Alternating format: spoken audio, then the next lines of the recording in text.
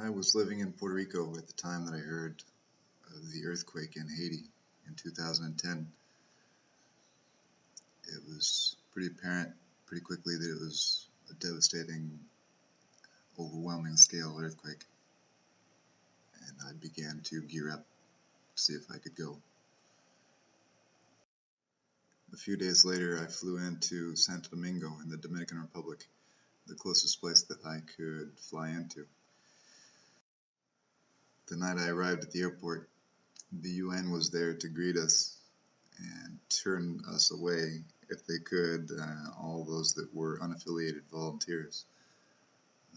I explained to them that I had been to a previous disaster in 1999 when I was living in Paris, France, and the earthquake happened. I went to Izmit, Turkey for a week, 8 days, and I explained that I had some experience with that and construction background, etc., demolition, and gave them my background as it related. I explained that I was an unaffiliated volunteer on that trip as well. When they got a look at my backpack and saw that I had nothing else with me in my possession for this trip, they got even more excited about the idea of turning me away and sending me back to where I came from, saying that I didn't even bring enough food and water supplies for myself to be able to not be a burden on society, let alone being able to help them. I explained to them that the quantity of water purification tablets that I had on my backpack and the water filtration system and the water filtration UV light system with extra filters and extra batteries and the total volume of water that I could filter that I brought with me in that little backpack, as well as I explained to them that I have in the past fasted for as much as a couple of weeks, and that I anticipated to fast for this week during the trip, and that the power bars that I had in my backpack would be largely to be given away, which turned out to be true, but they told us that people had been dragging bodies out onto the roads in order to block the roads and stop traffic and to rob people. And so they were recommending that no one, even affiliated volunteer groups, that no one travel without a UN convoy across the border over into Haiti. I went outside. They were adamant about me not being affiliated, not going into Haiti and as an unaffiliated. And so I went outside. I saw a couple of impressive looking guys, partially in camos, gearing up apparently. I struck up conversation, asked if they were going to Haiti by any chance. They said they were. They were going to get a hotel that night, as it was already evening, and take the first bus out in the morning, the only bus in the morning. And they asked if I wanted to join, and I immediately said yes. And so my two new friends, Peter, nicknamed Toto, and Luke's son, made our way to the hotel and met up with another person, Ralph, another person. These were all three Haitian Americans or Haitians living in the United States, going back to check on their loved ones as well as to volunteer for others. And so the four of us shared that hotel room. It was pretty interesting environment already. And first thing in the morning is when things really started to pick up. I went out to the valet, and there was a group of people that were getting into a van, gearing up. I struck up conversation as you do, and asked if they were making their way to Haiti by any chance, and they said yes. And I asked if there was any way that they might have any room for more, and they said yes, but only if you get in the van in the next 2 minutes, because we're leaving, heading right to the airport. And I said, fantastic, count me in. I've got a couple more friends inside. How much room have you got? They said, bring them, but they've got to be here in 2 minutes. So I quickly ran inside and got Luxan and Toto, and Ralph caught up, and they had one other friend, Fabi, that caught up with us as well, and we all jumped in the van and headed to the airport. So one moment we think we're going to be taking a bus, a long, difficult, slow, hot journey with potential bodies dragged into the road and having to have a UN convoy to protect us.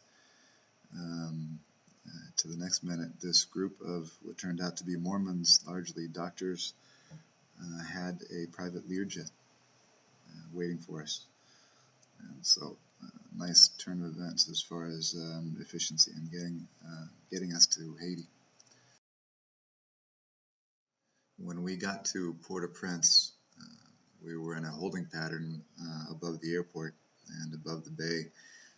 It's a pretty interesting sight with everything going on with the aircraft carrier down in the bay that we were actually flying above, and all the different types of aircraft in the air, and all of the action on the airport tarmac.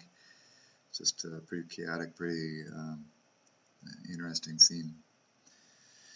When we finally got clearance and got down and landed, immediately they already had this group of doctors already had a couple of people from, I believe, one of their missions that were injured, had some broken femur and suspected broken hip as well. A couple of really serious injuries with a couple of different people that we helped to load into the Learjet, which was a difficult, extraordinarily difficult actually task, getting in through that Learjet door. But things hit the road from that point. We split off with the Mormon group, maintained contact so that we could get involved and help each other in the coming days. And we went off to Fabiola's house, where we spent the week. They let us stay at their home. The devastation was obvious and extraordinary, of course.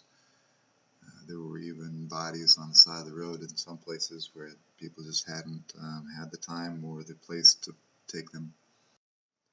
The UN had a strong presence there in Haiti before the earthquake, and of course, with all of the issues, shortages, and struggles, of course, their role got heightened after the quake as well. As we were scouting damages and checking on some of the loved ones of Luxan, Toto, and Fabiola, it became obvious that the area that was within the radius of the UN security zone of Port-au-Prince Airport, all affiliated volunteer groups were instructed to stay within those zones. And so there was virtually no help getting out beyond that radius, beyond that zone. And so that was the one thing that became immediately apparent to us, is that that was where we would be spending our time, was only outside that zone. And it turned out to be true that many people told us that we were the only ones that they had seen. There hadn't been a single, other than military helicopters and other aircraft flying over, there hadn't been any firefighter, police, first responder, outsider or local, any type of response in any way, shape, or form. We were the first volunteers or outsiders or, quote unquote, type of aid that they had seen. We spent our first night sleeping outdoors in the back patio of Fabiola's parents' home. The home was in good condition with just a few cracks in the structure, but pretty much everyone at that stage was sleeping outdoors for lack of confidence that there might be another quake. I'm an early riser, so I tend to wake up first and watch the sunrise from the rooftop. This is an interesting viewpoint, interesting place and time to be. I felt a bit like I was watching over my flock, my people, mi gente. Of course, in actuality, it was a little bit more the other way around. They were really accommodating and like family already. I was checking out this rebar inspecting it to get an idea of what I might come to encounter related to demolition and structural integrity of some of the projects we might get involved in, and any technical extrication work as well. Fabiola's family were wonderfully welcoming to us. Ralph had gone to check on his family, and so it was Luxan, Toto, and Fabiola and I, and the rest of her family and a couple of neighbors all sleeping in her back patio. Later in the morning in our travels, we met a gentleman named Yves, and I believe it was his sister that was trapped, had been killed in their initial quake, trapped on the second floor of a 3-story house, with her body trapped and pinned in place by the staircase. By the end of the day, we were getting pretty close to having the body freed. It was getting to be sunset, and the crew came back to pick me up as they had been off with their own projects and agenda. I suggested that it might be a good idea to stay back, and since I'm an early riser, get right back to this and get back to work first thing in the morning, first light. They suggested, and even Yves agreed, that it's probably not a good idea, and Yves suggested that he couldn't guarantee my safety. The guy standing next to me with the machete agreed, or at least I think he agreed.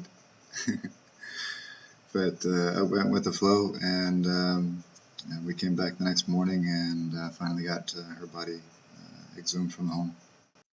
Before heading out there, the crew had dropped me off at the airport so that I could hit the Red Cross and anybody else that I could to see if I could obtain a body bag for a respectful burial and for a respectful process of where to take the body. I don't want to get too graphic, but if you can imagine with those types of temperatures, and this was probably about the 7th day or so after the quake, with a body that had been killed by being smashed to death, it's I can't hardly tell you how serious it is or how valuable it is to have a simple body bag, especially when people often end up hand carrying the bodies down the street or down to wherever it is they're going to go, a cemetery, a graveyard, I presume. We all slept a bit lightly with aftershocks and occasional gunshots in the distance. It was almost comical that the almonds from the almond tree above us over the patio, as they would fall during the night, sometimes I would wake up thinking it to be a gunshot. As we were still in contact with the group of Mormons with the Learjet, they had acquired a baseball field in the Dominican Republic, and we were on our way there to make a food run as well. And so we reconnected with them, helped each other out a bit in our efforts, and purchased a truckload of food and water and made our way back for distribution. Fabiola was amazing in this, as were everybody. Toto is just amazing, and Luke-san, it was just a great team. Everything came together wonderfully, as things always seem to do in these types of situations. The rest of the week was filled with extraordinary moments and people, with people coming to grips with the idea of sleeping in the streets and getting used to working their way back to normal life. It was wonderful to be able to witness some of the rare smiles in these moments. One of the beautiful things about disaster volunteerism is how it inevitably teaches us to appreciate every single thing on a whole different level, living and working with people that have lost often every single thing.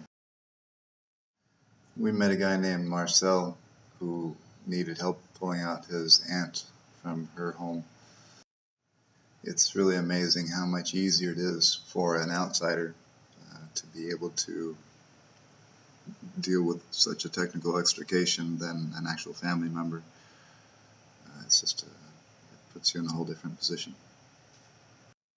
We came across a medical tent that had been set up outside of the front of the home of a doctor. It had been the only one of its kind that we had seen. We came across this girl who was in really rough shape, just a couple, 200 or 300 meters away from this medical tent, but without the ability or means to get to it. And so we carried her down to the tent and tried to give whatever aid we could to the doctor and his setup itself. There were shortages of everything. Gasoline itself was a hustle. Water and food were difficult for everyone. In some cases, water was available, but it was being charged at a higher rate, and people simply didn't have the money to be able to buy water. And so we would at least have something that we could fill as well, as outsiders with cash and ability to make those purchases for people. We met a woman who was pregnant, whose water had broken, who was in the back of a pickup truck, but they had run out of gas trying to get to the hospital. And so we loaded her into our vehicle and started to take her to the hospital before a police officer took over that role for us, finally.